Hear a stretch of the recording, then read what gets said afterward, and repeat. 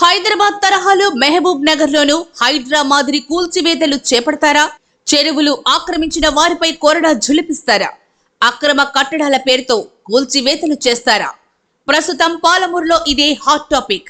మహబూబ్ నగర్ లో హైడ్రా కదలికలపై X news special story.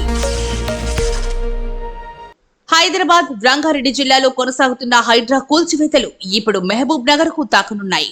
అందుకు అధికారులు ఇప్పటికే సన్నాహాలు పూర్తి చేశారు. ఇదే విషయం ఇప్పుడు కొంతమంది వెన్నులో వణుకు పుట్టిస్తోంది.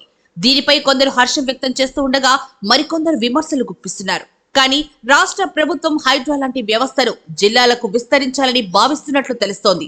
జిల్లాలో ఆక్రమణలకు గురైన చెరువులు, కుంటలు, నాలాల వివరాలు సిద్ధం చేయాలని కొద్ది రోజుల క్రితం జరిగిన కలెక్టర్ల సమావేశంలో సీఎం రేవంత్ రెడ్డి మౌఖిక ఆదేశాలిచ్చారు. మహబూబ్ నగర్ జిల్లా కేంద్రంలోని చెరువులు, కుంటలు, నాలాలు, ఆయకట్టు వివరాలు ఆయా శాఖల అధికారుల నుంచి కలెక్టర్ విజయేంద్రబోయి సేకరించారు. చెరువుల్లో నీళ్లు ఆగే స్థలాన్ని FTL అని, చెరువుల నుంచి నాలాలకు నీరు స్వేచ్ఛగా వెళ్లే స్థలాన్ని బఫర్ జోన్ గా పరిగణిస్తారు. వీటిలో నిర్మాణాలు చేపట్టడం చట్టవిరుద్ధం. మహబూబ్ నగర్ పట్టణంలో 213 ఇండ్లు చెరువులు, కుంటలు ఆక్రమించి నిర్మించినట్లు గుర్తించారు. దీనికి సంబంధించిన మొదటి జాబితాను సిద్ధం చేశారు అధికారులు.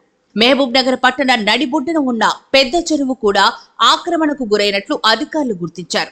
పెద్ద చెరువులు 96.11 ఎకరాల్లో విస్తరించి 200 ఎకరాలు ఆయకట్టు కలిగింది.